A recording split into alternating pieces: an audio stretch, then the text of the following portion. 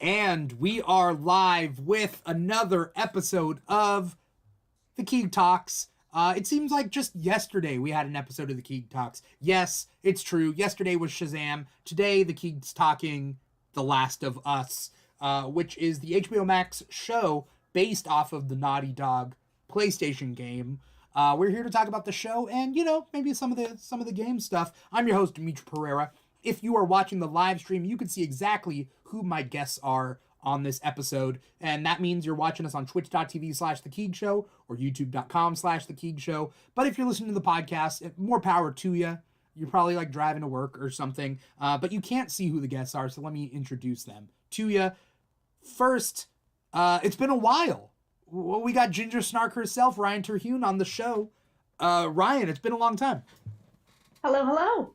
Good to be back. Yeah. I don't remember the last time I had you on the show. I used to have you on the Keeg Back a lot back when we used to do the Keeg Back on Friday nights. Yeah, I was starting to wonder if I did something wrong. Yeah, you got the show canceled. I knew it. Yeah. I knew it. I'm just too funny. People couldn't handle it. Yeah. Yeah. People were like, hey, Ryan, you should take over the Keeg. You should do a coup. And then you were just like, nope, cut it. We're done. Yeah. That's it. Yeah. Sink the ship before it can be taken by pirates. But I'm glad to have you back. And we're talking Last of Us. I'm happy to be back. Very excited about that. A very lighthearted show. So prepared to be funny. I didn't cry once. I mean, that's probably true. You didn't cry once. That is true. Yeah, that is very true. Not just once. Yes. You may know him from episodes of Comic Talk, where he frequents at least once a month. We got Drew Maxey, aka Drew Deficit, spelled Drew X Deficit. Yeah, there you go. Yeah, hold on. I You didn't account for that. Yeah. You were like, how's my mic, but not how's my throat? Well, when we were talking before this, my throat was working just fine. But when you were giving your introduction, I was like worried that I was just like pounding water. Yeah. And it was probably being picked up. So, I thought my throat was going to be fine. It wasn't. You're good. I mean, it's better than your voice cracking or something. I don't think the voice crack is that big of a deal. I don't know. I feel like as an adult man. I mean, you're stretching the word adult there. Look, we're all going through changes. I get it. But I'm glad to have you, especially on a non-comic book related show. Because we do a lot of shows with the Keeg, right? Comic Talk is every Thursdays, where we talk about like literal comic books that came out that week. But this is a little bit different. Yeah, this is. I think we did the Black Adam episode, but That's right. This is the only time that I've ever done like a non-comic episode besides that, and that one like is kind of comics related. Although this one is too, because Neil Druckmann did do a Last of Us comic book. Is there really? I didn't know that. There are several of them actually. Oh wow. One is, I don't know if they're considered like canon to the game. But Neil Druckmann did write a story about Ellie and Riley that is, takes place before they go to the mall. Is the mall part of the game as well? So the mall is, it was a piece of DLC for the game. So you would play through the whole game, and then the DLC came out, and then you do the whole mall event. Yeah. That's wild, because I don't know if we said this on the show. I have not played the games. I didn't have a PlayStation back when Last of Us came out. But I saw a friend play it, and I was like, oh, okay, cool. Ryan, you haven't played the games either? I have not played the games. I have watched a little bit of playthrough, like just not the full game though, just some of it. So I'm familiar with it, but not 100%. Yeah. Yeah. I've only played the game where like you're fighting mushrooms and you're like jumping and you're hitting bricks with the top of your head, and then you're like, oh, woo-hoo-hoo. And like, Is the accent included? yeah. Yeah. Oh, not my head. That was Super Mario Brothers. I'm sorry. He also fights Oh. Drew, I thought you were with me this whole time, but okay. Shout out to people in our chat. We got Brent Lloyd up there on YouTube saying "Hey," and then we got Sean XSTL on Twitch, first time chatter. That also guy's saying, unimportant. "Hey." That guy's unimportant. You don't need to talk about him. Two random people said, "Hey." No, Sean. Sean is a really good friend of mine, and he loves The Last of Us. So I tipped him off to this, and I'm hoping that he's gonna like be participating in the chat there. Yeah. We also got Alec from State Farm saying, "Yo, that intro is awesome. Thank you. CTK Evasive says Turo commercial. I don't know what that means. And Chipotle. Oh, maybe the commercial before they watch this Twitch thing.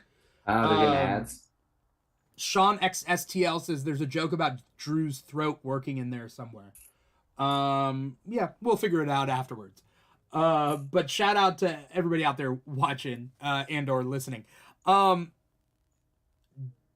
This show, when this show came out, or like was it announced, Ryan, having not played the game, did you know what the show was about? I knew enough about the game to know what the show was about. Yeah. And I knew that the two main characters. So, but beyond that, like I didn't know any lore or backstory or any other characters. I only knew Joel and Ellie. So everything else was kind of fair game. I was excited though, because I love the actors in there. And it looked good leading up. You know, I don't really watch trailers, but every once in a while there's a little teaser trailer and you just kind of sit through it anyways. But yeah, it looked super exciting and really interesting. And then we watched the first episode and we're like, this is gonna be good. Yeah. I mean, yeah. I didn't have much of an opinion. Mostly I'm gonna be honest, I wasn't gonna watch this show originally, which would have meant we wouldn't be doing this episode either, because I wouldn't have watched it. But then episode 3 came out and people were talking so much about episode 3 that I was like, okay, all right, fine. I think that's the episode that got the most draw and the most people and more audience into the show. I will say it's been a while since there's been a show that I was like looking forward to each week, to every episode. Like, oh yes, it's Sunday. Like I can finally watch the next episode. Yeah, it was very well done for sure. Yeah. Drew, being a fan of the games, what were your thoughts? Like hearing that they were going to do a show on it. So I knew it was inevitable that the game was going to get adapted because it was so completely like there was a period of time when if somebody said that they played video games, they played The Last of Us and like they talked about The Last of Us. And I didn't play it until they did the remaster on PS4. So like, you know, when it came out on PlayStation 3 originally, it was just like that was the game that everybody was talking about, you know? And it just made sense to adapt it because it is so like it's already incredibly cinematic, like the presentation of the game and the way that it does try to like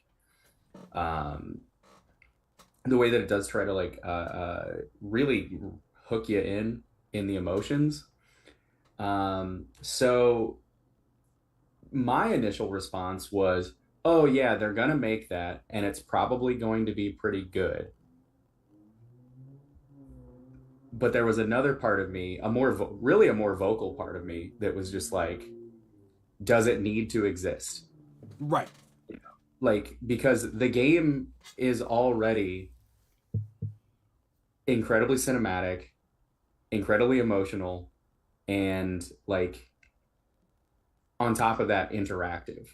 You know, it gives the player the ability to take an active part in the storytelling. And so I was just like, I don't know, if it just follows the game, it's going to be good. But then what's the point of it? Like, why does it need to be there? Like, why do you need to recreate something that you can already just go experience in a different way? Yeah. And so like, I'm not saying that to be like, oh, I can't believe they adapted this game, or like that I was upset about it. It was more so just like, I don't know. And then when I saw the trailers and they were just like, the trailers, the selling point was, look how much it looks like the game. Yeah. So I was just like, it's hard to put your faith in video game adaptations, right? Some people hate adaptations as a concept. Like some people are just like, I don't want anything adapted ever. I'm right, not that. yeah. I'm not that way. I'm not that person either. Although there is a part of me that is kind of just like, can't we just let art stay what it was meant to be? Mm-hmm. You know, which really comes down to, if you're going to adapt something, the only reason why, from an artistic perspective, is like, you can add. You think you can add to it or make it better in some way. Yeah. And so yeah, I mean, like, I'm not saying that to say that like I was a detractor of it or anything, or that I was like, you know, like upset that it was being made, but there was a part of me that was just like, dude, this show doesn't need to exist.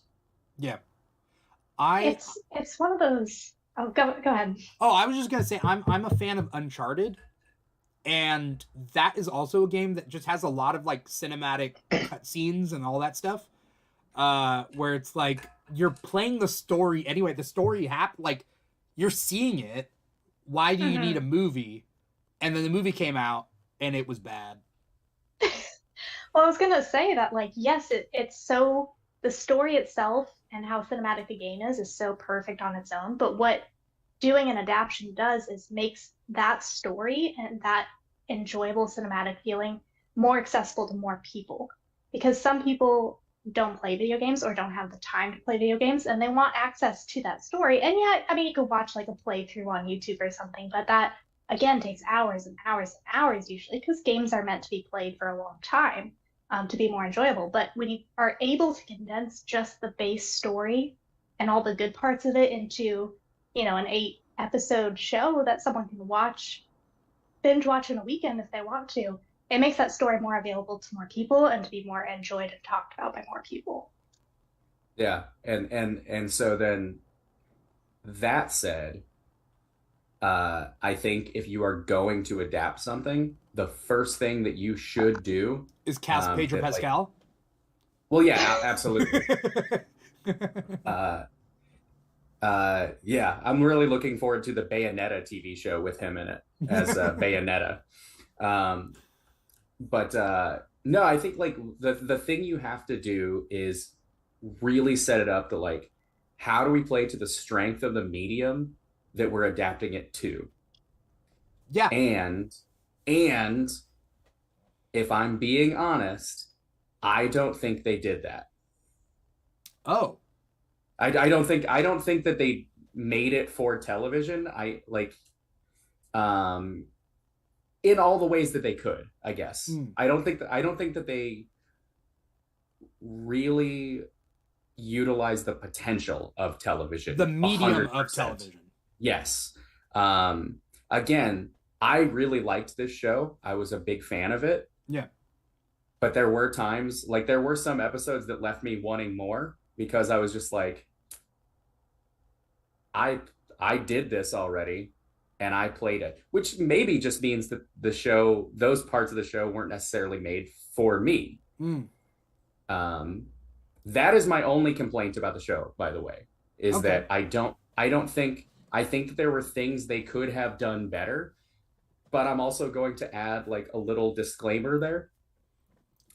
Right around the time that the show started, I was like head first into binge watching Better Call Saul, which is maybe one of the best television shows I've ever seen. not just story wise, but like the way that it used its camera as like a method for telling the story, like visual storytelling in Better Call Saul is awesome. And then by comparison, it kind of made every show look not as good. So maybe if like a year from now, before season 2 starts, go through season 1 again, I might feel different. Yeah. Ryan, I don't know where to I'm trying to figure out where to go with that. Well,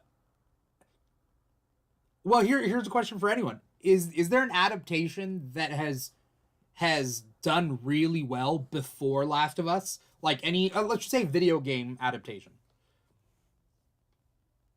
Well, I mean, what do you mean? Think. What do you mean by really well? I don't know. Like a good job of adapting the game, or like that's also a good question. Well received. The Resident Evil series made a buttload of money. Oh no, but I don't mean money. Those... I mean at least enjoyment or just a quality movie. For example, like I think I like the Sonic movies. I like Sonic 2 better than Sonic 1, but like I like them. I think they stick to the soul of the characters, but it's not the same it's not any of the stories that have happened in the video games. It is what it is, but I think it was a really good adaptation because they tried new things, right? I mean, I was gonna say The Witcher. I really like that show, but I haven't played the game, so I can't really say if they did a good job. And I know it's also books as well. Like there's it's a whole thing. But like I can't say for sure if they did a good job adapting the games to a show, but I do know the show on its own as its own thing is pretty good. I think, The Witcher, yeah. I think kind of on the opposite. I have not watched all of this show. I've only seen episodes, but it was so critically acclaimed. But I'm familiar with the game that it's based on, is like the Castlevania series that's on Netflix. People love it. Yeah, people absolutely love it. And it's like an adaptation of Castlevania 3, at least in its first season, or at least it draws from Castlevania 3. But also the story of Castlevania 3 is like very kind of, early games didn't have very rich stories. Right. So they can kind of just do whatever they want. Right. Which they kind of did. But it was really good. Yeah, I know Castlevania, they just kind of drew like the characters in the world and like the base idea, and then they just built their own story around it. But it was really good, yeah. Which is really what before The Last of Us debuted, and before there was like a trailer or anything like that, it was just like, we're adapting The Last of Us. There was a part of me that hoped that that's what they were going to do with it, that it wasn't going to be about Joel and Ellie, that it was going to be like in the world of the games, and like maybe you would get an entire season of episode 3, like these characters. It's like, okay, you guys haven't played the game. Bill is in the game, but he that story is presented differently. By the time you meet Bill, everything that has happened, the events of that third episode has happened, and you learn about it through dialogue, or you learn about it through mostly like documents that you find and read through. Yeah. And obviously, it's different than what happens at the end of that third episode. I heard it's more negative. In the game. I mean, like their relationship is negative? Yeah. If I remember correctly, and like I said, it has been a while since I played the game. If I remember correctly, like it's more like Joel knows of Bill, but he doesn't have a relationship with him. And if he does have a relationship with him, it's like a traitor only kind of thing. You say traitor or traitor, like with a D, like or with a T? With a D. Oh, okay. Yeah. But in this, they And fleshed it out for the show. Is that how it works? Yes. So like his partner, whose name is escaping me right now. I want to say like, wait, what's his name? Bill? The guy's name is Bill, yeah. Bill and then Dan, Frank. John, Steve, Ted. Is it Ted? It's not Ted. Okay. But I'll have to look it up. But yeah. But yeah, like Bill's partner is already long gone. And wait, Bill and Ted? I get it. Yeah, that was the joke. There you go. Yeah, I didn't get that until right now. Okay. Like Bill's partner is already long gone, and you kind of learn about him posthumously, very briefly. But everything they did for the show is like way better than that, and it still serves the purpose, because the reason in the game, the reason you go to find Bill is because you need a battery for a car, or you need a car, and so like you still in the show you still get that. It's Joel shows up, gets the car, and now he can go to where Tommy is. Yeah. You know, so like, but the show like immerses you more into the world, you're saying, than what the game did. Yeah, well, in a different way. Yeah, in a different way. Yeah, you get to you get to experience it through new characters who you don't know at all. So like it's fresh and it's new and it's exciting, and you don't know you have an idea of what's going to happen with them, but like, you know, you can't say for sure because they've already changed something, you know. So and I loved that about episode 3. Well, and it was also in a way that with the media that they were working with, you know, the TV show, the best way to draw people into the world and learn more about the world than, you know, what they would have done in the game. So yeah, you do have to do it a little bit differently. But CTK Evasive made a good point, because you were talking about how you were hoping they would kind of do something like in the world of The Last of Us instead. But in the chat, you said, you know, you gotta get traction before the spinoffs start. And this show is like a great way to get it started. And now, like, even if they weren't going to do season 2, if they're like, oh, it's a spinoff of, you know, this character or that character, I'd be like, okay, I'm down, you know. Yeah. Did a great job with the first one. If there's a character interesting enough to get a spinoff in this show, Tommy? Maybe? Like, who's interesting enough in this show? Well, you got to think, like, if they don't want to completely break away from what's going on with the games, then you got to do a character who you don't see very often. So like, you know, Tommy, I know you guys, the two of you said that you haven't played the second game. Yeah. And I, you know, whatever they may do, I don't want to spoil anything. But you know, Tommy is present for portions of the second game. But there's a lot where he's not. So you can flesh that out. Yeah. You can flesh out, you know, this little like commune that you see in season 1. Those characters, you know, what are they doing? How did they get there? Yeah. Different things like that. So before we get into like the episodes, I was coming at this thinking this was just going to be a more straightforward zombie thing, but instead of zombies, they're fungal zombies. Mostly because, like, yeah, I stopped at a certain point, but like I've seen a lot or most of The Walking Dead, and that stems from the fact that like I didn't want to watch The Walking Dead back in the day because I was afraid. I get scared for horror stuff. Like, I don't do horror that well. But I watched the first episode of The Walking Dead with a bunch of friends, and I loved it. So then, after that first episode, I read as many of the comics from the beginning as I could as I was watching along. So it got to a point where, like, I was suddenly caught up with all the comics. The comics had overshot where the show was. And I was also seeing that the show was diverging from the comics in, like, very key ways. One character will die instead of the other one when comparing the comic to the show.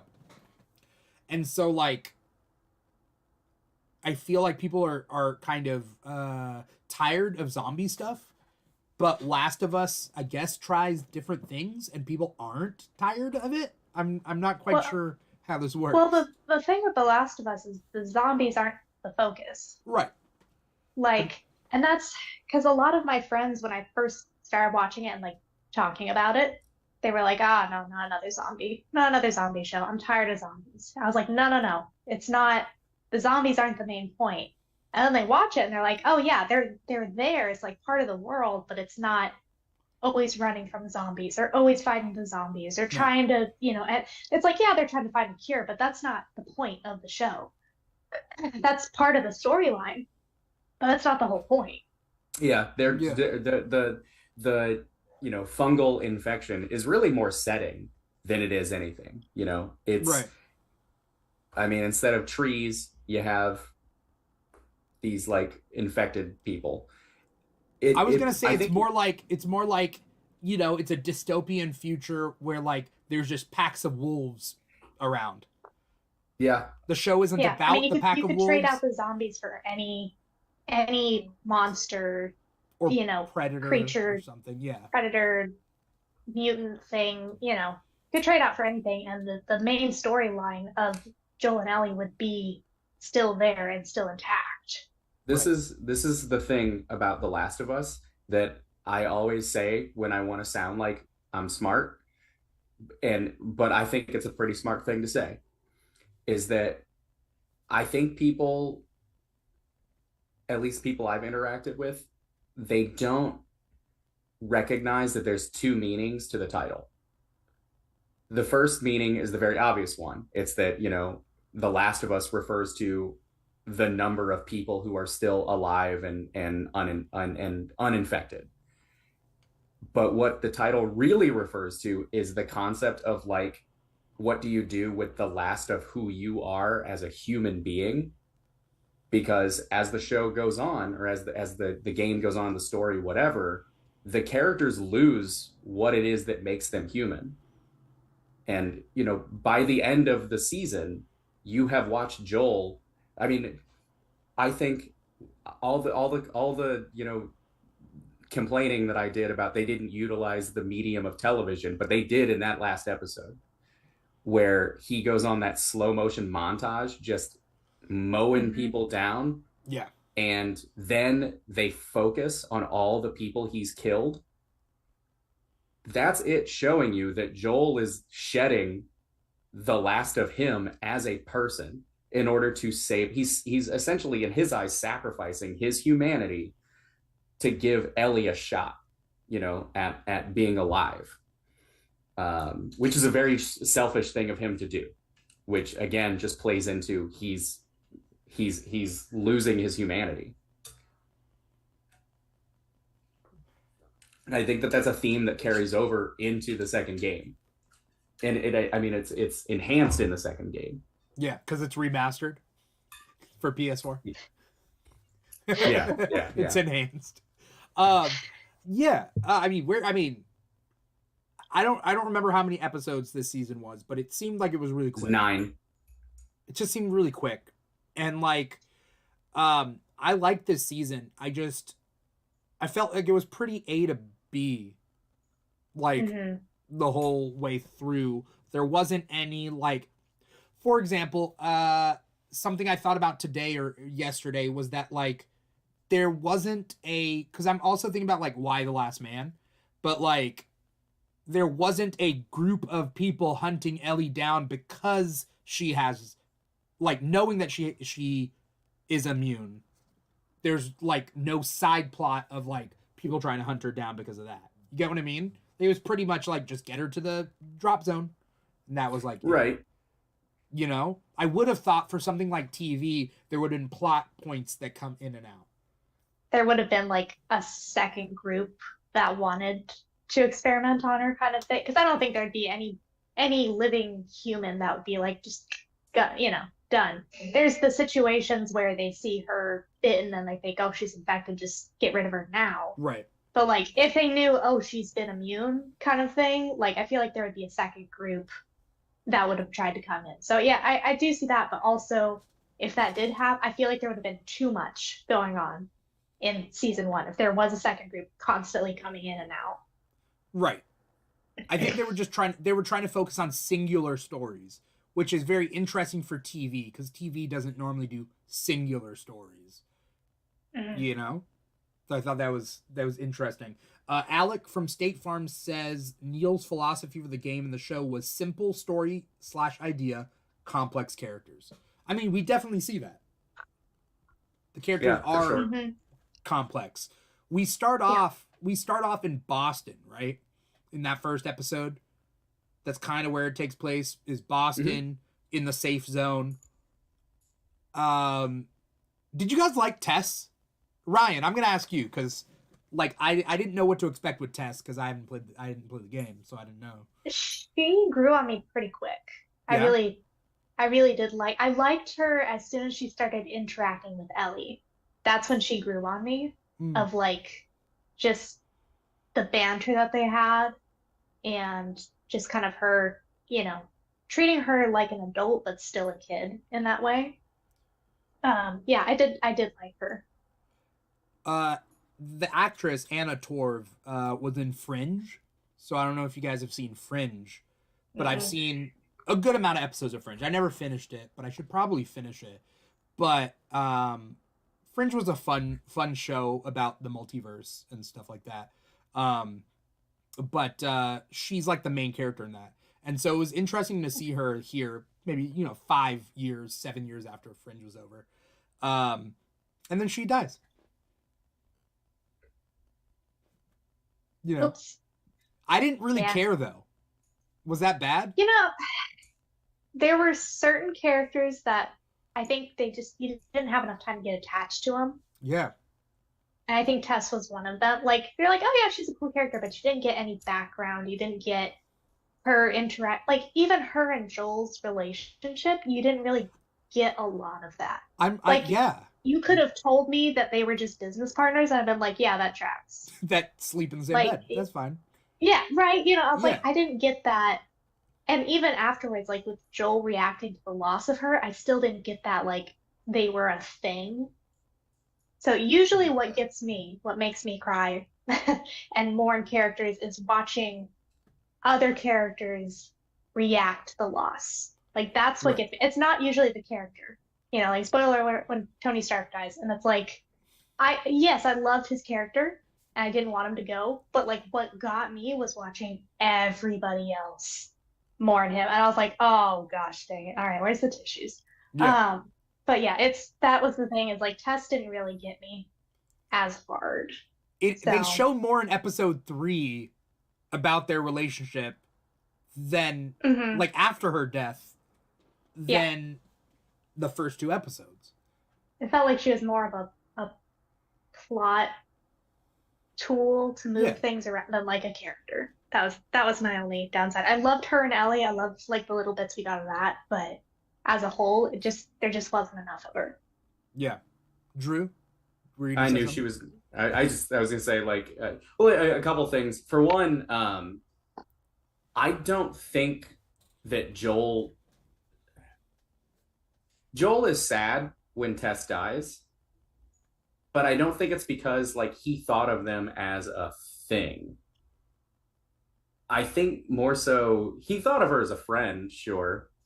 But clearly they had they had a relationship of some kind. I mean, they were shacking up at some point. A little more friends with benefits than anything else. And I don't think that he necessarily saw it as like he was sad that like, oh, someone he was close to died, or that like a friend of his died. I think more so he just saw it as, oh, I got another person killed. I think that Joel was focusing on himself. Yeah, I was about to say, I kind of got that, like, I failed feeling from him more than anything else. Yeah, and so, like, I think it makes sense, especially as you say that, like, for you, it's seeing people mourn somebody that makes you sad. Because I don't think he's necessarily mourning Tess. I think he's just, like, upset at himself at what he's done. But he's also, I think there's also part of him that's just like, yep, of course, we knew that was going to happen, because that's what happens when I get involved with people, which is why he's like so shut off from everybody. And, he's playing that like stoic Western white man kind of thing, Yeah. Joel's character had me torn the whole season. Like, just like obviously I love Pedro Pascal. Like his character, Joel's character as a whole, like you want to root for him, but then he makes decisions that you're just like, Like what? What stood out to why? you? The biggest one is at the end. Oh, well, before the end. I mean, before that, like him trying to have what is his brother's name? Tommy. Tommy take Ellie and like not even like let's go together, like I just need reinforcements and help. Like he just wanted to be done with it because he was afraid of failing again. But yeah, just that, and when he snapped at Ellie like I'm not your dad kind of argument, that I was like, come on, man. I don't, you've had all this time, all these months, all this hardship that you went through together, and you're just gonna like break her heart like that. And she's There's a little always going to kid be on the top Air of Bud that. moment, you know? I I know, the Air but Bud it moment just, where it's like, get out of here, you dumb dog. Ah, I never loved you in the first place. You know? yeah. That whole I thing. just, but yeah, and then the end of the season, like I still don't know how to feel about his decision not to save Ellie. Like that was, it was dumb that they were going to cut into her without running any other kind of test. That was Yeah. just stupid. But his decision to lie to her, like, I think it's because, why? well, I think she shifted into his daughter, right? Like, Well, yeah, but like, Yeah, but I don't why? think What he's was going to the be upfront with his purpose? daughter. I think he would be more upfront with the package that he's trying to get to the drop zone. But I think he's going to be less upfront with his daughter because you want to be a good role model for your daughter. Well, and I think my problem was is that um they said like, oh, she doesn't know, like it's gonna be painless, like she didn't have a choice in it, sort of thing. Yeah. If she had had a choice and they told him like she made this decision, this is what she wants to do, and then he had gotten her out and then lied about it, like some raiders came and I had to get you out, then I'd be okay, I Wait, think. why? Because he would be lying for a reason because he knew she'd made that decision to go under and sacrifice herself. And then the lie would be like, okay, well, it's to protect her from the fact that I just killed all the fireflies to get her out of there. But yeah, if I don't understand why he lied, because if he had said, oh, they were going to kill you, like straight up without running tests or anything, or like there's a better way to do this, I think she would have been understanding. I don't think so. You don't think so? I think the reason he lied is because he knows she would have done it. I mean, yeah, that's a good point. I understand It's written in such a way that like if they gave her that choice, she would have done it because she doesn't have anything, she doesn't have anybody, and she could potentially be the person to put an end to all of this, just by sacrificing her life. She's like what, 14, know? But no, I get it. I get it. I totally would have, like, if you had asked me if you thought Ellie would do it or not, I would say yes, she would absolutely do it. the thing too is that like she knows that he's lying. 100% she knows that he's lying. That's why I'm mad, because he's ruining their relationship. He's breaking that trust. So you're saying if you're gonna lie, do it right. Don't get caught. Yeah. Yes. No, lie do with it for a purpose good reason. and Do lie it for with a good skill. reason. Yeah. But it does say a lot about the relationship that she's choosing to believe him. I mean, not believe him, but choosing to go along with it. So, like, there's definitely hope for that father-daughter relationship. I don't like confrontation and I don't like conflict at all. So that kind of thing, like, I'm just like, no, I just want them to get along great and for it to be happily ever after. Yeah. We'll see. I mean, we'll see what season 2 holds and at what pace. Because I heard that season 2 is going to be more than one season. Well, the second game is going to be more than one season. Yeah, they've been talking about breaking the second game into multiple seasons, which is kind of cool. It makes sense. I know there's one big plot point. It makes sense. Right? To prolong certain plot points. I think I know what you're saying. And without, again, I don't want to spoil because like I said it before we started recording, and I'm going to say it here, and it might upset people, which is good because I love upsetting people. I think the second game is better than the first. From like a narrative perspective, the second game is better than the first, because the reason I say that is because I think that it utilizes the medium of a video game like in a way that can't be done in other storytelling media. In order to like put the player, the audience, in a specific headspace that just enhances the story. And if they can find a way to utilize that and like put the television audience in that headspace, take as long as you need. I would love for them to prolong this, but that being said, not too long. I don't need them to like bleed it dry, but sure, yeah. You know, I was okay, so most recently the show that I've fallen in love with that I haven't gone back for a rewatch, but like just perfection, 10 out of 10 for me is Andor.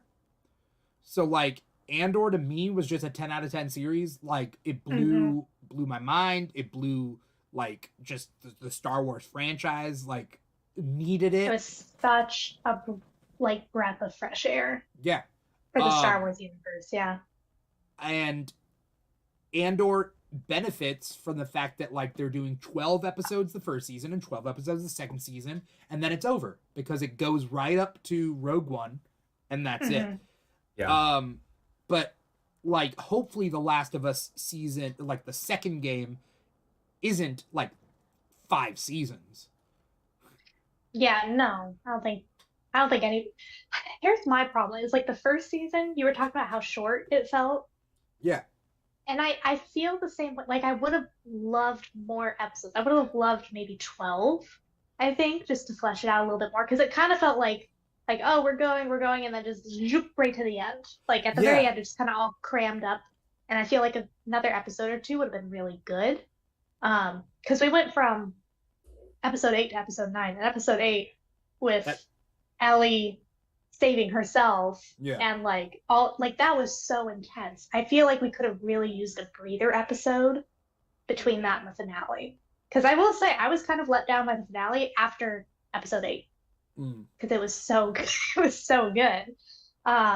Just as far as like intensity, because episode 9, it just kind of felt like it was like really slow, and then there was like a really big spike of intensity, and then it was like really slow again. Yeah. Did anybody else get that, or was that just me being super hyped by episode 8? What was your guys' least favorite episode then? Like if we're thinking about the flow of everything. Because I'm trying to so episode 1 and 2 is just kind of introductory episodes. Episode 3 is Bill and Frank. Episode fantastic. 4 is when they roll into the town. And then that whole thing starts. Episode 5 is when it finishes, right? It's just 2 episodes, right? For Henry and that one. That's 4 and 5. 6 is 6. They find Tommy. Is that right? Is 6 Tommy? I think they meet up with Tommy, and then episode 7 is like the whole going to that place, university. and then he gets stabbed. Yeah. Oh no. 6 is Tommy. 7 is the flashback episode. That's right. Okay. I don't know if I had. I mean, maybe like episode 1 or 2, just because there wasn't a lot going on. That's kind of what I would say. Like, I mean, there wasn't an episode that I didn't like. Yeah, that's where I'm at. Obviously, episode 3 is the best one. Like universally, it's the best episode. Because you can do time jumps. I think it really benefits from time jumps. You know what I mean? Mm-hmm. Yeah, no, it worked really well. That just like flashback and then flash forward to kind of seamlessly put it into the story of like where it all lines up. I think maybe episode 2 was probably my least favorite, just because it just felt a little underwhelming. But I gotta be honest, I didn't like the mall episode. the mall, that kind of popped in my mind too. I like the but mall episode. there were some parts I really I kept liked. waiting also for something to jump out, so I was just like, I don't want to have to deal with this because it. And I get it, I will character-wise, say- it works really well, but also it was just a really Oh. slow episode. Yeah, Drew, in the game, the DLC at least, Mhm. was it just one clicker or was it like a horde? Because I think I heard it was like a swarm of them. Oh shoot, I can't remember. Can't remember. Okay. It's been a long time. I think that it was just the one that I was like, really? They both got bit? I mean, they're kids, but like they both got bit by one. Didn't they have a gun too? Like, if it had been like 5, they took down 3 of them and then each had to fight 1-on-1, maybe. I feel like it might be a couple of them at Yeah. least. But like the if I remember correctly, and I could be way wrong, the intensity of, first of all, like the DLC, it's not really about the combat and fighting, it's just about character moments with Ellie and her and Riley. But there, it is a video game, so they have to include that stuff. I think if I remember correctly, like your Ellie doesn't have a gun during that, like Right, Riley did. yeah, But and Ellie did. I Yeah. think in the game Riley doesn't have one either, and so Okay. like the intensity of it is that like you're just trying to like escape or possibly Stab when him. when it comes out, like you have to just survive. Mhm. And I could be way wrong about that. It just, for some reason, that's how I remember it in my head. I'm reading the Wikipedia. It does say there's a horde. If that is Okay. Okay, yeah. and That then makes they more outrun sense. they That was- outrun most of them, and then they kill the rest of them, but then they get bitten. Something like that. Okay. See, that would make it a little bit more intense. Why do you was guys think like, they "Oh, did just one? I would assume it's budgetary But reasons. I was gonna say budget. Really? Because they had the big when they were with Sam and Henry and they were trying to get out of the town and Yeah. like the huge just the swarm and they got the big bloater and like everything else. I feel like that's where they kind of blew their Budget? clicker budget, their zombie budget Yeah. a little bit. Which was a great scene. Like, don't get me wrong, I really liked it. But They yeah, were all it real, was too. probably just a budget thing. It wasn't- it That's what I'm wasn't saying. CGI. I feel like Yeah. it's just. I think it was a budget thing more than anything else. Or I mean, it's possible. It's possible that it could just be, they thought it, like maybe they thought about shooting it, and then whenever they storyboarded or blocked it out, they were just like, oh, this is going to be way too much going on in frame, so they just changed it to 1. That's true. It was a pretty busy set with the mall and shops and Yeah. stores and stuff going on. So maybe more than 1 would have been too much. Yeah, I will say though, Bella Ramsey, right? That's her name. Yeah. Her acting when she got bit, just the sheer like terror in her screaming got me so good. She is such a good actress, but like just her like rubbing at it, trying to like get it off, anything like that, and just her screaming, I was like, this is a lot. Because she's just a kid, and she's just 13, 14 in the show, and then to see that terror when she sees her friend is bitten too, and it just drains out of her all the energy. I'm like, gosh, she is a good actress for sure. Yeah. She was the one who I like. When I say she, I don't mean Bella Ramsey. I mean Ellie, the character, was really the only one that I was kind of like, boy, I really hope that they get somebody good to play her, because like she is. I mean, she is the story. Yeah. People love Joel, but Ellie is the story. And also, anyone can play Joel. Let's be honest. Like, Joel is nuanced, but it is a character we've seen before. The Lone Wolf and Cub story we've seen before. You could have gotten any grizzled old guy to play Joel. I love Pedro Pascal. He did a great job. but yeah, you could have interchanged him with someone else, and it would have been okay.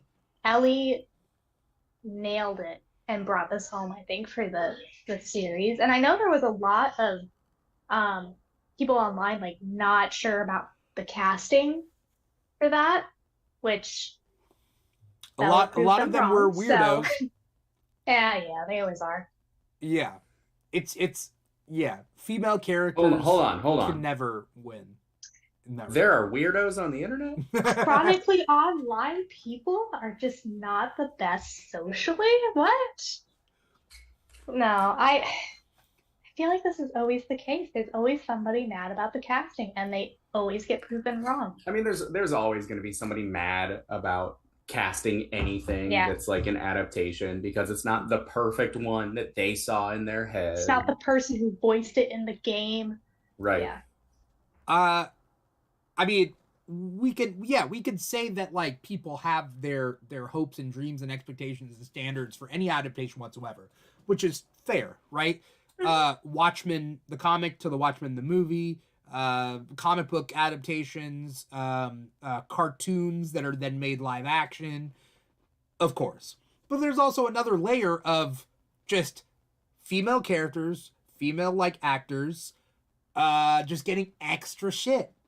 The guys, the criticism that I had heard was that she's not good looking enough.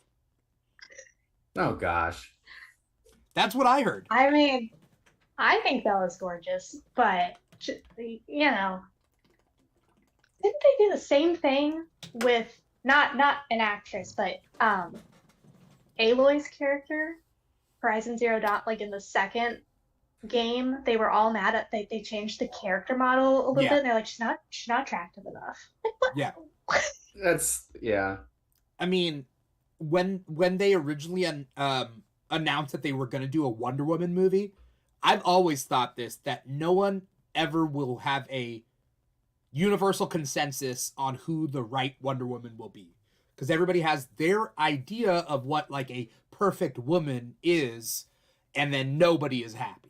Right. So when Gal Gadot was cast, I mean, Gal Gadot got criticism, which is she's not my favorite, but like she, like she did great. Yeah, whatever. Mr. Claus said Bella Ramsey uses they them pronouns. Thank you. I thought so, but I wasn't 100% sure. Yeah. Yeah. And so I feel like. Also, Bella was in Game of Thrones, right? Yeah. As little Lady Mormont. Yeah. Fantastic. That was their first acting role. Was it really? I believe so. Yes. I saw like a electric company or some sort of educational video. Is that afterwards? I think that came after. You know what I'm talking about? I saw it on TikTok. Yeah, it's been real big on TikTok the last couple days where they're singing the percentages. Oh, yeah. Circle, line, circle. Circle, line, circle. I love that both Bella and Pedro were in Game of Thrones. Have you seen the interview of them like talking about it? I don't know. I haven't seen that. Well, they weren't in scenes together, but like they were talking about their favorite items from Game of Thrones and stuff like that. It was pretty funny. Shout out to Miss Marauder. Miss Marauder is my co-host for the Mandalorian After Show. Miss Marauder says she has said in interviews that she uses all pronouns. Most recently said she, they. Okay. And so also Miss Marauder says Bella. By the way, Miss Marauder is a big Pedro Pascal fan. Just wanted to throw that out there.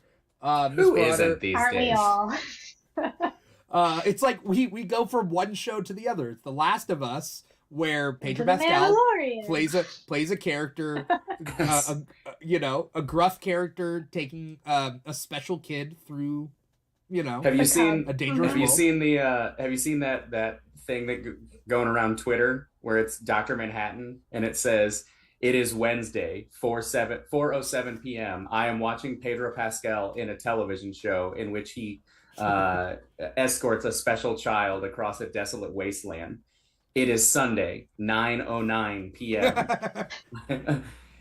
Yeah, it's great. Yeah. Since Game of Thrones, yeah. Yeah. Game of Thrones was mostly British actors, though, right? And he's not, but like it was mostly British actors. Is what is her name? Peter Sophie Dinklage Turner? Is Sophie Turner? Sophie Turner is very British. Is she? Oh, Very... I didn't know. Yeah, she's... yeah, Peter Dinklage I know is... Rose Leslie, Lena Headey. Yeah. No, I don't know if Niccolo Coster Where's Waldo. Nikolai Coster-Waldau? Yeah. He is not English, no. but he's European, so he doesn't matter. Who does he play? I'm not great with actors' names. What's his Lena Headey? Jamie Lannister. Oh, okay, gotcha. Oh, Dinklage is not British? What is Dinklage? No, Dinklage is American. Oh, I didn't know that. His yeah. Pulls off the British accent one. His whole, like, if you hear him speak in like his normal voice, it's just straight American accent. Wouldn't it be funny if he had like a Minnesota accent? Yeah. Yeah. Yeah, that'd be great. It'd be great if he had that accent and then he didn't cover it up for the show. And he was just like, I drink and I know things. Yeah. So Pedro and Bella were in Game of Thrones, and now they're in Last of Us and whatnot. But with this season, I forget where we were going before we got off track with Game of Thrones stuff. We were about to talk about how cool it was that they included all those like medical procedures and like science stuff in the beginning of some of the episodes. We weren't, but I just wanted to make sure that we got it in there because I liked that really a lot. Cool. Wait, I which love part? That. At the very beginning when they're talking about like cordyceps and the talk show in the first episode. Yeah. Yeah, and then the like Indonesian scientist. Yeah, in the second autopsy in the second one. Yeah. Oh, I forgot about that. That was a rough watch for me. Right, I think it's an autopsy in the second episode. It could be in the third.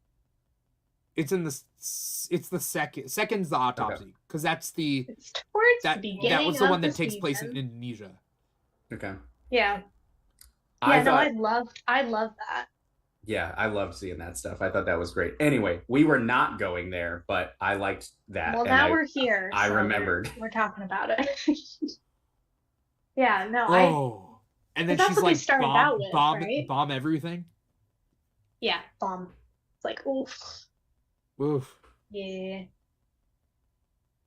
Miss Marauder says, I love that the second episode revealed that it was the carbs that did everyone in. Oh yeah, like how it got spread around the country. Yeah. Yeah. Yeah, I'd be screwed. I eat way too much pasta. Did every episode have a flashback, like a cold? Not everyone. They eventually like kind of stopped doing it, but I think it was a great way to explain to the audience very easily like what's happening. The backstory. Build the world out, because like in the game you learn about that stuff through documents, kind of I was Resident Evil. Yeah, they have a lot of like you pick it up and read it for the lore kind of things. But if you don't want to pick it up, you don't have to pick it up, right? I'm so terrible about that.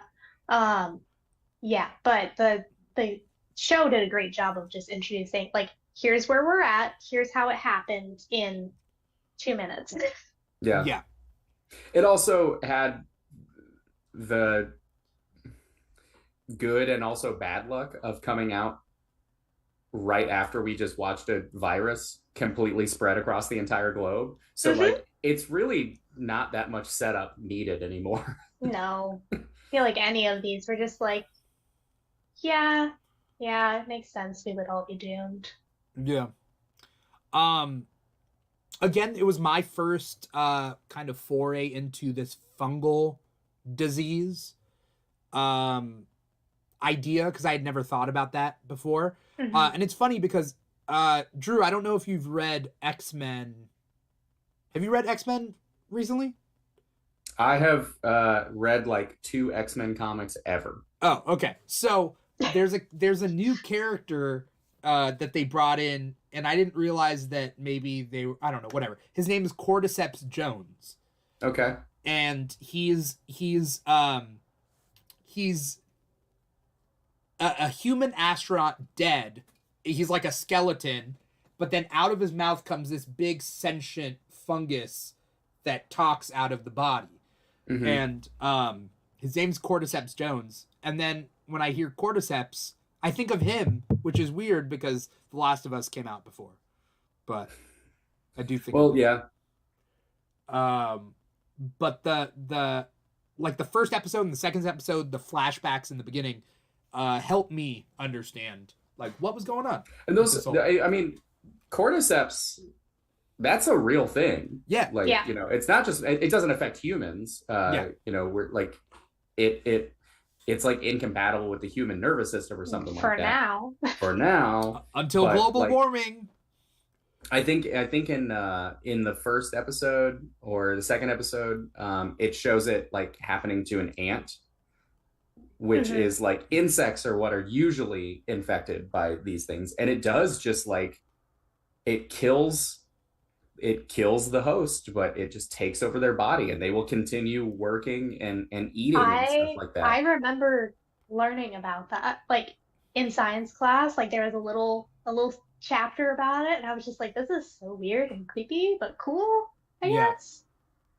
And then to have that actual thing taken and turn into a concept of zombies, I thought it was really, really cool. I did not know that it was a real thing until I played The Last of Us, and then I don't know, it was like reading, when I finished it, I was reading about it online, because you know, like when you finish something but you still want to you know, learn about it. I go on Wikipedia and I go on Reddit. After like every movie that I watch, I go on Wikipedia. Reddit, you go to the subreddit and you read all the comments. Yeah. And that's what I did. I went to Wikipedia, clicked on the cordyceps, and it told me the whole thing about the ants, and I was just like, oh, that's crazy. I didn't realize that was a thing.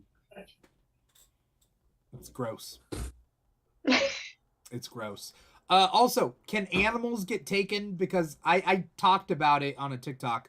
When I was watching the first episode, I thought that dog was going to get infected. But then, you know, in the game, I don't remember any animals. So I don't think so. Are there like zombie dogs, or am I imagining that? That might be Resident Evil. Like zombie flicker dog things? I might be thinking of Resident Evil. Because Resident Evil has zombie animals. Yeah. Now that you say it, I don't remember any animal. Because that would spread like crazy. Wouldn't that suck to get like a bunch of horses just running through? I believe in I just did a quick little They're search. talking about monkeys? Yeah, it said, you know, monkeys, but they don't really show. I'm on the Last of Us subreddit now, and they're kind of just saying like, no, like there are monkeys that are infected. The fireflies infected them. I thought those monkeys were going to be infected. Ooh. And in the research lab episode, but they don't monkeys, show. I was like, no. I think I thought it was going to be like in the Hunger Games, the catching fire with the monkey things that attacked them. I don't know if anybody else remembers this. In the arena, there's like crazy monkey things that just tear you to pieces. Oh. That's what I was imagining was going to happen. Yeah. I thought that was just Josh Hutcherson.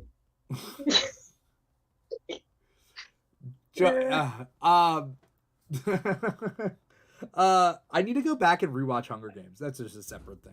You do? That is actually one episode, the first and second one. The last two, I'm okay with it. I mean, I've seen them, but like, I'll go back and I'll rewatch. I've never read the books, but like, I feel like I should go back and rewatch them. They're really good. They're actually very good adaptations too. Going back to adaptations from book to they did a really good job. So, again, the last two, take it or leave it. I didn't like the last book though, so that's again me being all, I want a happy ending. So I'm just yeah. Did she get with PETA? Yeah, Yeah, because yeah. Gail made A bomb. bombs, Yeah. and the bomb killed Prim. So Yeah. she's like, nope, can't look at you without thinking of that. So Yeah. you're That's out. fair. Hunger Games had dogs too. Oh yeah, Hunger Games The had mutts, the yeah. mutations. Yeah. Yeah. In the books, they're like They had the faces of the tributes, They right? have the faces and like the eyes of the tributes. It's super creepy. I wish they had done that in the movie, but I kind of get why they did. But Yeah. that would have been more intense. In this final episode of Last of Us, we get a flashback to Ellie's mom, played by Ashley Johnson, who was Ellie in the games. Mm-hmm. And we get a little that I don't know if is it revealed in the game, Drew, that like she was bitten at the time of giving birth thing. Ellie's mom is not mentioned in the game. That scene is made up just for the show. So there really is no, like, Ellie doesn't know why, and you know, you as the audience don't know why she's immune. So that like is the first time that they kind of gave an explanation for it, which I was really excited about. I thought that was a really cool thing to do. Mm-hmm. Do you feel like it. Do you feel like the Fireflies, knowing that that's what happened, could have just experimented on babies? I think they did. Mm. I think they did at some point. They had to have. If they were willing to just put Ellie under the knife, like right straight away, without being like, this could be our only specimen. If they're like, we could possibly recreate it, you know. I wonder if that's something that you'll see in season 2. I was about to say, you know what? I don't think that they did. I just remembered. I don't think they did yet because they didn't realize Ellie was immune until the last episode 1 started. Yeah, they had no idea there was going to be any effect on her. So, and that would be something that only like Marlene would really know. Right. She was there. Right. And now, I don't know, you know, I mean, I'm sure she's told people by now, but I don't know. Yeah. Ellie's mom also was like, I got bit after I gave birth. Yeah, but you're kind of like, did you? Did you really? Because you're probably just saying that so I won't kill the baby right here now, you know? Right. Makes sense. Yeah. Oh, yeah. Miss Marauder says, but they didn't technically know because her mom lied about when she cut the cord. Yeah, that's what it was. Yeah. Cutting when she cut the cord. Yeah.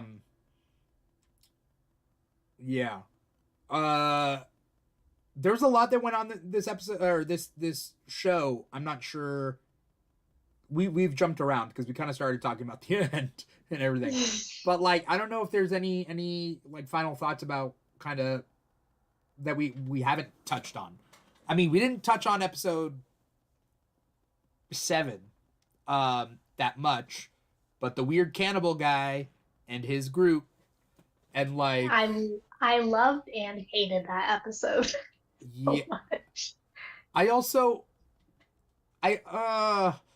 How, like, okay, just because I'm used to The Walking Dead, I've accepted the fact that, like, yeah, maybe they might turn to cannibalism. That part wasn't as gross as him being a rapist / creep. Dude, I called it so early with that character. I was like, I'm getting gross vibes from this guy, like, with his interactions. Like straight away, when they're sitting by the campfire just talking, I was like, there's something up with this guy. Really? More than just... Yeah, and I called it so fast. And Taylor was like, I'm not getting that. And then it happened later in the episode. I'm just like, so just saying, you can usually tell. But yeah, it was so satisfying, the ending. But yeah. More than just Ellie, but also like her reunion with Joel too was just, I was like, yes, finally. Okay. We've accepted it. We're in this father-daughter relationship. We're good to go. Yeah. Drew? Yeah, I agree. Just yeah, everything you said. I agree with it. Mm-hmm. I Is it think the I same think in that the is it the same in the game? it's very similar. I mean, it's very similar. I think it's kind of prolonged in the game because like that's the section of the game where you actually get to play as Ellie Mm-hmm. for the first time. So there's a whole thing with like you have to have a fight with like basically the whole town and stuff like that. But when it really boils down to like the plot points, It's the it's same. it's just a Yeah. shortened version and it's cool. And I think that dude who played David is was really good Oh at, yeah, no, at he's being so fantastic. horrible. I think a lot of people too were expecting Joel to come in and save the day, and I love that they didn't do that. Hmm. Yeah.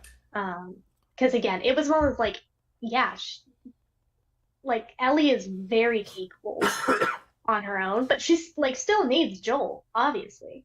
But it was very it was kind of like a proud mama moment, where you're just like, that's my girl, yeah, go ahead, go beat him up, skate by yourself kind of thing. Um, yeah, I'm glad they didn't have Joel save the day there. Like he was there, he was on standby, but in the end it was Ellie. Yeah. Miss Marauder, if you want to clarify things in the chat, Miss Marauder says, but all the ladies I know got the R vibe from the final fight, and the dudes were like, "Oh, was that the vibe?" I thought he literally tried to, like, He did. He straight up said it. Like, yeah, I love the fight or something he said. So I thought it was pretty yeah, the straightforward. fight is like the part I enjoy the most or whatever. And then like, Oh, isn't there a shot of him like fumbling with his belt or something too? I think uh, there is. Miss Marauder says it's much more subtle in the game. She's talking about the game. that Oh, that the okay. I guys think playing the game didn't pick it up. I think in the game, like there's talk of him kind of, there was it was in the show too. There was talk that like, oh, he was gonna make her like a wife and like breed her, you Hmm. Yeah. know.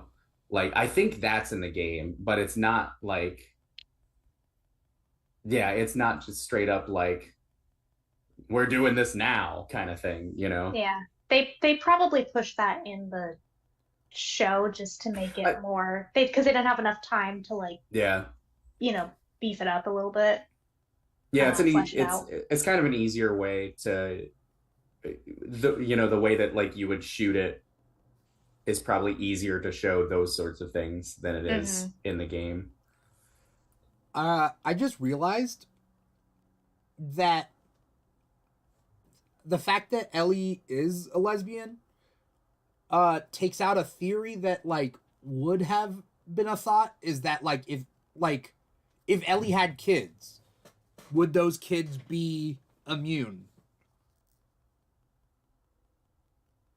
I don't know. Like I it don't could know. I it mean, she can still have kids. Yeah.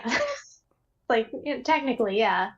yeah, but well in our society you could anyway, whatever. But I don't know how the dystopia works. Um So the way that children are made is, yeah, yeah, you would just have to do it the old fashioned way. but not if but you couldn't do like a surrogate, you couldn't do whatever. So if she's lesbian and not bi, then that might not be I mean, like if an interest, sure, I you know? mean, it might not be her first choice, but if she wanted to, Right. but I think if you just sit and think about Ellie for a few minutes, you'll realize that the last thing she would ever want to do is have a child. And Not bring a because child she to the doesn't world. want to have it, it's because the world sucks, Yeah. Yeah. Yeah. Yeah. I also thought if Ellie bites someone, do they I've I've thought about that too. Yeah. does she have Because tendrils she in her used body? that to threaten David, Mm-hmm. right? Oh, yeah. So I don't know if it's actually a But thing. yeah, it's, Could be. I mean, yeah, it's very possible she's just bluffing, but, and also, I think, another thing, this is just something that you said it, and I realized that I've thought about it before. Um, people were upset, um, that Ellie was a lesbian because, like, the game was woke and the show was woke and all that Hmm. stuff. But, like, from a writing perspective, making Ellie gay, like, it's kind of really smart, because, I mean, Joel's like supposed to be, I don't know, in his 50s, and she's supposed to be like 14, but there are still going to be people who would watch it and think like, oh, there's going to be a romance between them someday, you You are know? so right. And Yeah. that eliminates that possibility immediately. Very quickly. That's smart. That is It smart. it really is Yeah. just like, it's subtle, and it does a lot for her character, but also, like, it just completely eliminated that possibility at all. Yeah. And so people who are playing the game or watching the show, um, just wouldn't be thinking that Hmm. at all. Yeah. Mr. Um, Plow brings up Barbara Gordon and Bruce Wayne. That's what happens when you don't lock stuff down. right. Barbara Gordon is like a daughter to him. Why would he do that? Anyway. Um But also, I will say that her being a lesbian is, like, at least in the game, hinted at a tiny bit, but it's like you don't know it for sure Hmm. until the DLC. mm. So, It's like, subtle. Yeah. Well, in this it's show, it's it's the same thing, right? maybe, yeah. I mean, it's possible that I just went in knowing already. So, like, for me, it was like obvious from the I beginning. also I already knew, so I was kind of I mean I got it right away, but again, it could be because I already knew. Yeah. Yeah. And we won't go over spoilers for the second game, even though I kind of know what's going on, but rather keep it, we could talk for more time if we were talking about the second game and kind of what happens there, but for the sake of this, probably skip There those. is, I'm no spoilers, Yeah. but there was a very cool Easter egg, giant Easter egg, in that last episode for the second game. And I was watching it with my friend. We were sitting here, and when we realized what it was, uh, I turned to him and I was just like, I wonder how they're gonna do that in the second game. And he was like, they don't have to. It's probably just an Easter egg. Yeah. And I was like, but it's all connected, man. you know, It's the giraffe. It's the giraffe. that was a real giraffe, by the way. I saw that Wait, like behind the every scenes. I was like, I everything really else was thought it was CG. CGI. I Yeah. really thought it was CGI. I was trying to figure out like, CGI, not looking too good. And then it's a real giraffe. This is where we've gotten in the world. We've gotten to the point where we look at real and go, these That's graphics fake. could be better. Yeah. I Well, step outside before I go to work every morning. I walk into the school and I'm just like, no. Oh, those School leaves haven't quite simulator. rendered in yet. Dang. Yeah, exactly. Have you guys seen Wild Wild West? With Will Smith? Yeah. Yeah, I've seen that. There's a scene where he thinks the lady is Kevin Kline's character in disguise. Right. So he like smacks her bosom and like then they like, okay, we're gonna hang him now. But like the point being is like he thinks it's her and he's like, oh, these are so real and like whatever. But like that's what it's like. You slap the giraffe, being like, this is fake CGI, and then the giraffe kicks you. Solid analogy. Yeah. I don't know why I would- brought up Wild Wild West, but what I'm taking away from that is that I would love to see how giraffes fight each other. I think they kick. They probably kick, right? I mean, Oh no, I don't don't know. they hit necks? like with their necks, I think they whip necks. I think. maybe. Yeah. I know what I'm looking up tonight. I was gonna say, I know what I'm going on Google for after this. I want to thank you guys so much for coming on the show and taking time out Do of you your night. think that What's that? Do you think that there are like illegal giraffe fighting rings in the world? I think it'd be hard to I sure hope hard to not. hide. I sure hope not. I mean, people poach, but I don't think you can't catch and transport a giraffe. With an attitude like that, you can't. Because I don't think elephants like people will kill them and take what they but I don't think you transport elephants. The thing about elephants though is that they have that memory thing where they never forget, which means, and I looked this up, this is actually true, elephants hold grudges against people. Yeah. And they will hold that grudge for life. Well, did you hear about the one who stormed came back to the lady and killed the lady in the village or whatever? I didn't, but it makes sense to me. Yeah.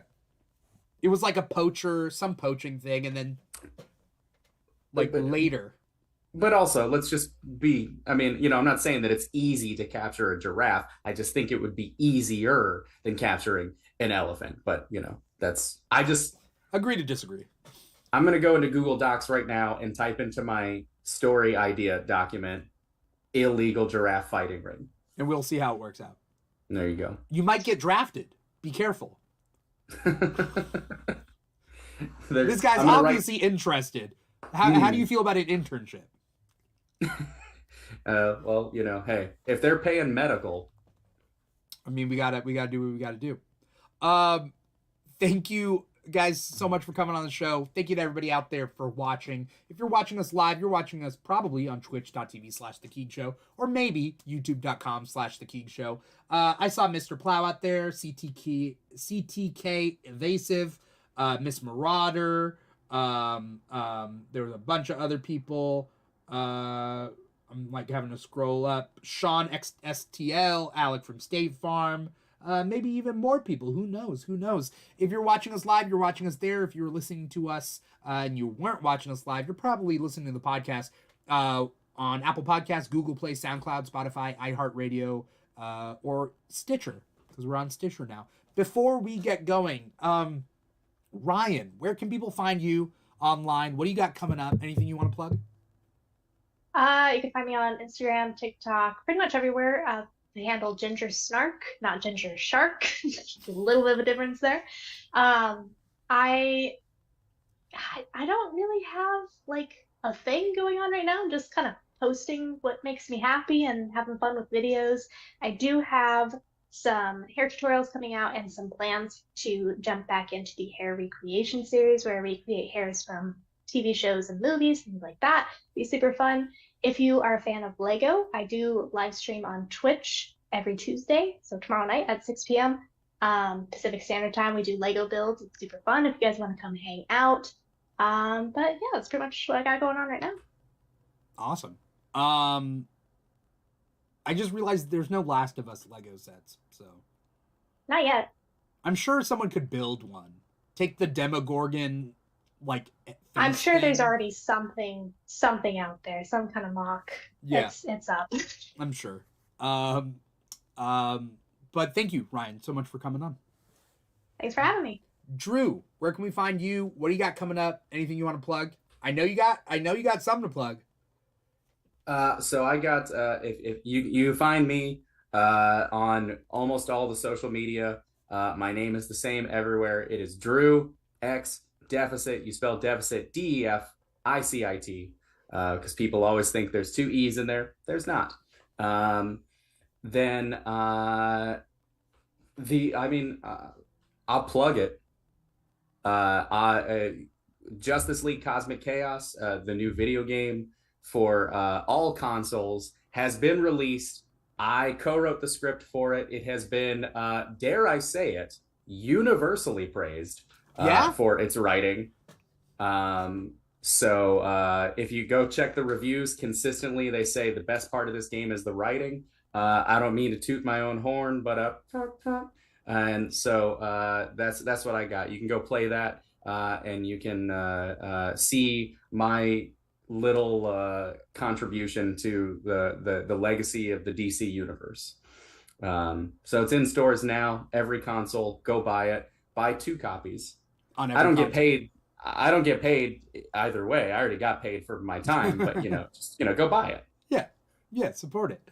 That's super cool. That is super cool. Both you guys are awesome, and I want to thank you both so much for coming on this, because you guys got other stuff you could be doing, but you're here.